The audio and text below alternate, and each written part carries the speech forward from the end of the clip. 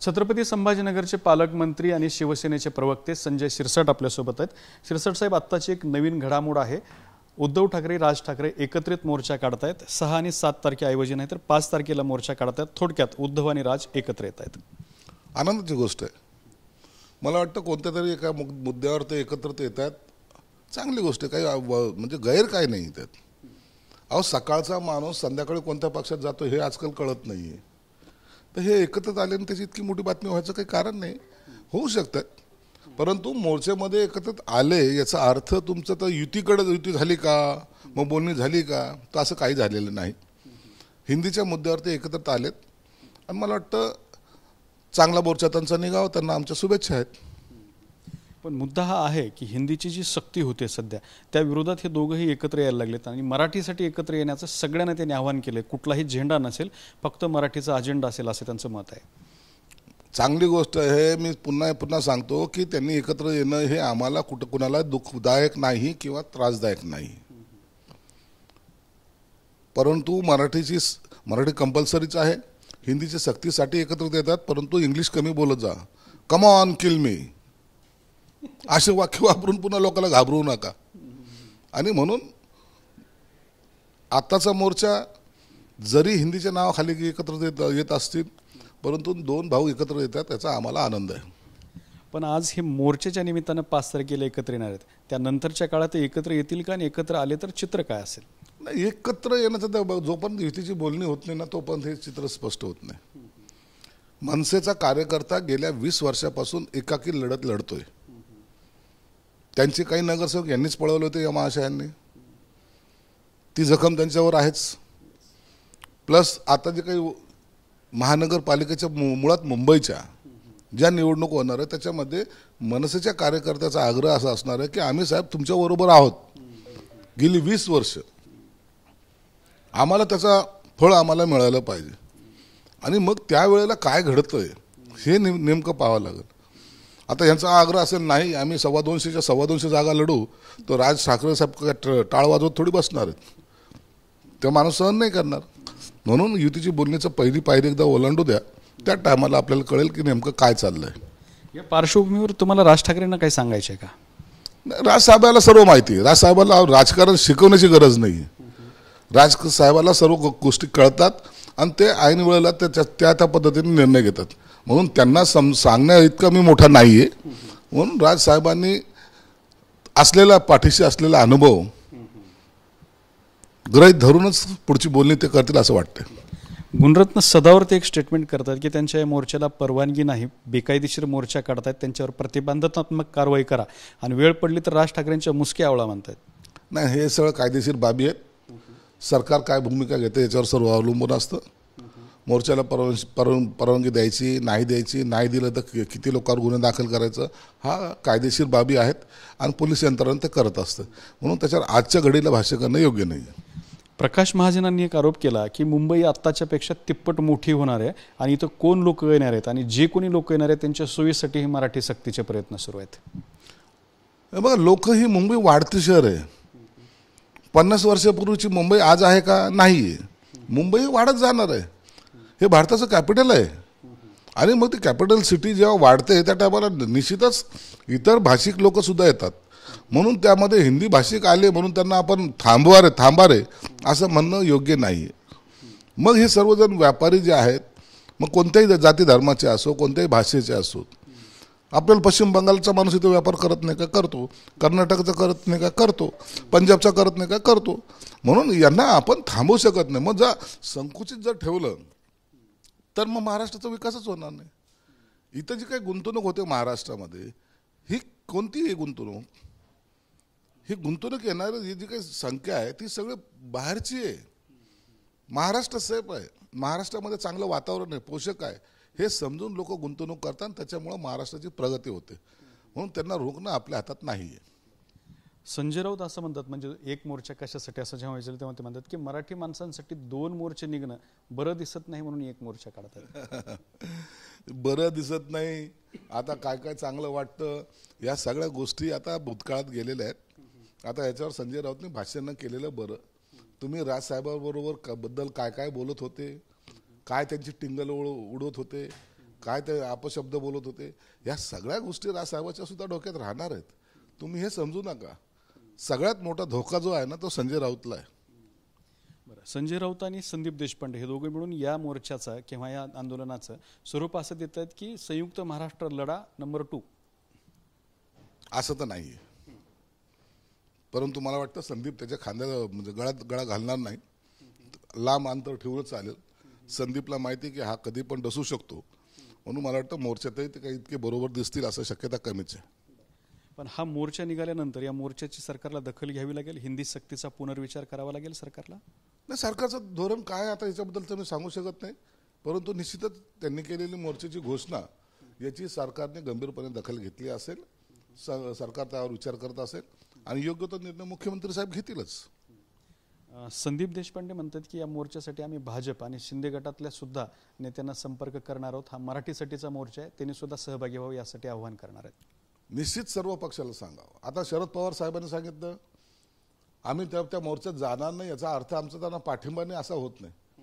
पक्षाची एक वेगळी भूमिका असते, पक्ष आपल्या पद्धतीने चालत असतो. म्हणून काय लोकांची काय भूमिका आहे ते निश्चित आम्हाला जर विचारलं तर आम्ही आमच्या नेत्यांना सांगू. भाजपच्या नेत्यांना कार्यकर्त्यांना विचारलं ते भाजपच्या नेत्यांना सांगतील. म्हणून आमची मतं ही आम्ही आमच्या नेत्यांकडे व्यक्त करू, परंतु मोर्चामध्ये सहभागी होणार नाहीत. हा मोर्चा खरं तर म्हणजे 2-3 भाषा कुठल्याही शाळेमध्ये शिकवाव्यात असा केंद्राचा कायदा आहे. मात्र महाराष्ट्रामध्ये ही जी दुसरी भाषा आहे त्याला शरद पवार आणि अजित पवार म्हणतात की 4थीपर्यंत नको, 5वीपासून ती लावली तरी हरकत नाही. आता हे सगळा तोडगा निघेल ना. मुख्यमंत्री साहेब या बाबतीमध्ये एकदम आक्रमक आहेत. त्या बाबतीमध्ये त्यांचं धोरण काय निश्चित होतं याबद्दल मंत्रिमंडळाच्या सर्व सदस्यांना सुद्धा ते बोलवतील. वरिष्ठ नेते जे आहेत अजितदादा आहेत, एकनाथ शिंदे साहेब आहेत, यांच्याशी चर्चा करतील, योग्य तो निर्णय घेतील. एकदमच आपल्याला कुणाला कोणताही निर्णय लादायचा नसतो, तर जनभावना ही लक्षात घ्यावी लागते. म्हणून वाटतं ते जनभावना मुख्यमंत्री साहेब लक्षात घेतील. एकनाथ शिंदे सुद्धा या मोर्चाच्या पार्श्वभूमीवरती राज ठाकरेशी बोलणार आहेत, चर्चा करणार आहेत अशी सुद्धा माहिती समोर आलेली आहे. आणि या संदर्भातले सगळी जी माहिती आहे, सादरीकरण आहे, ते सुद्धा राज ठाकरे यांना देणार आहेत. काल दादा भोसे गेले होते ना. काल आमचे दादा भोसे गेले होते. दादा भोसेने त्यांना समजून सांगितलं आणि आतापर्यंतही हिंदीचं पुस्तक निघालेलं नाही हेही त्यांना सांगितलेलं आहे.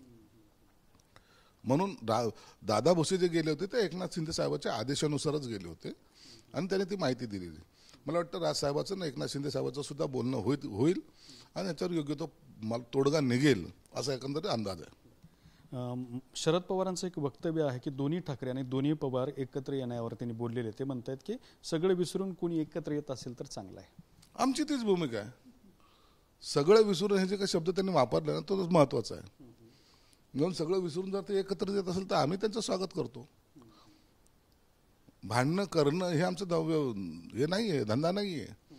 राजकारणामध्ये वैचारिक मतभेद असू शकतात, परंतु कौटुंबिक मतभेद नसावेत हे आमचंही मत आहे. आजही आम्ही पवार साहेब आणि अजितदादा यांच्यात असलेला दुरावा याला चांगलं मानत नाहीच आहे. चांगलं असावं का नसावं.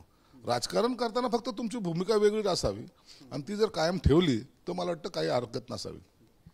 अनिल देशमुखांचे काही गौप्यस्फोट करणारे स्टेटमेंट समोर आले. त्यामध्ये म्हणतात की अजमल कसाबसाठी जो एक स्पेशल सेल बांधण्यात आला होता त्यात अनिल देशमुखांना ठेवलं गेलं आणि त्यांना घरचं जेवण दिलं जात नव्हतं. संजय राऊत लपून छपून त्यांना कधीमध्ये घरचं जेवण द्यायचे असते म्हणतात. अंडा सेल हा वेगळा प्रकार असतो, त्याच्यात लपून छपून जाता येत नाही. त्या अंडा सेलमध्ये 2-3 बारा क्रॉस करून जावं लागतं. गेट्स असतात तिथं. आता संजय राऊत काय उंदराच्या भूमिकेत होता का? गपचूप तोंडात अन्न घेऊन गपचूप घुसत होता तिथं. अंडा सेल हा सगळ्यापेक्षा वेगळा असतो. म्हणून आता ह्या कथा ज्या आहेत ना आता हे वर्षभरानंतर आता तयार व्हायला लागलेल्या आहेत. मग मी अंडा सेलमध्ये असताना काय करत होतो, कसा संजय राऊत लपून छपून डोक्यावर असं कापडा टाकून येत होतं, असं करून चालतं का हो कोर्टामध्ये जेलमध्ये? परंतु या मनगड्यात कहाण्या स्वतःचं अस्तित्व वाढवण्यासाठी तयार केल्या जातात. लोकांना असं वाटावं की मी आज फार तुरुंगवास जो भोगला आहे तो स्वातंत्र्यासाठी भोगलाय की काय, असे आविर्भावात बोलतात. पण तुम्ही गुन्हेगार म्हणून गेला होता हे लक्षात ठेवा. त्यांचं दुसरं एक महत्त्वाचं वक्तव्य की माझ्यावर ईडी CBIनं 170 धाडी टाकल्या आणि त्यांच्या 6 वर्षाच्या मुलीची देखील चौकशी केली. या सर्व त्रासामुळे त्यांच्या पत्नीला कॅन्सर झाला. आता हे लॉजिक वेगळंच आहे बाबा. कॅन्सर जर चौकशी केल्याने होत असेल तर मला वाटतं बहुतेक ईडीने अनेक जणांवर छापे टाकलेत ते सगळं कॅन्सरग्रस्त असतील. असं हे स्टेटमेंटच बालिशपणाचं आहे. आजार हा भाग वेगळा आहे. हा मानसिक त्रास होऊ शकतो. पोलीस चौकशीमध्ये असेल, ईडी असेल, सीबीआय असेल, मानसिक त्रास जरूर होतो, हे नाकारता येत नाही. पण कॅन्सर याच्यामुळे उद्भवतो आहे नवीन शोध झाला आता. म्हणून आता कोण काय बोलतोय ना याच्यावर काहीच विश्वास ठेवता येत नाही. त्यांचं असं म्हणणं आहे की एका हिंदी चित्रपट अभिनेत्रीशी कथित संबंधावरून सुद्धा त्यांच्यावर आरोप करण्यात आले होते, त्याची चौकशी सुद्धा करण्यात आली आणि ते आरोप खोटे निघाले. आता ती कथित हिरोईन कोण होती, हे कथित हिरो तिथं कधी गेले होते, हे सगळे गुलदस्त्यातल्या गोष्टी आहेत. बोलताना स्पष्टपणे जर बोललं तर लोकांना सुद्धा कळेल.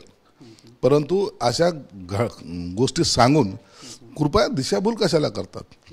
जाऊन आले तुम्ही 1 वर्ष, आता त्या गेलेला भूतकाळ विसरा आणि भविष्याचा वेध घ्या.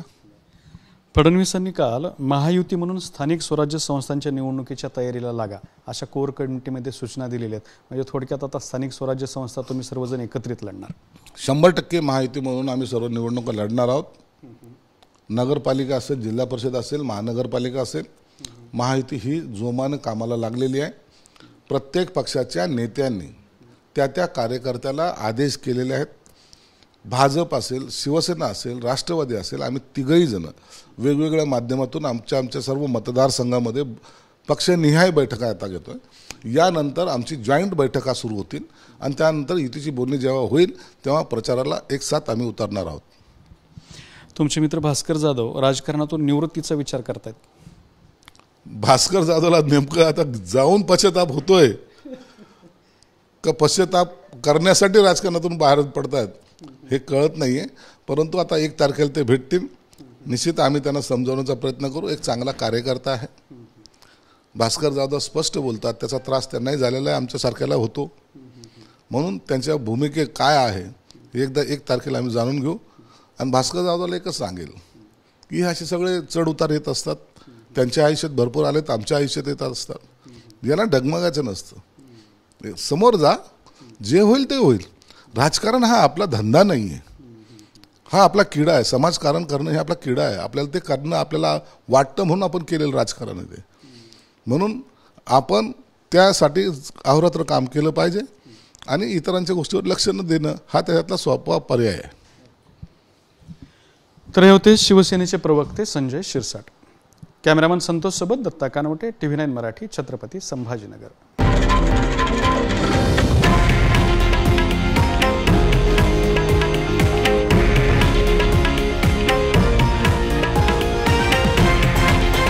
हे आहे देशातील नंबर 1 न्यूज नेटवर्क आणि आपण पाहत आहात TV9 मराठी, एकमेव.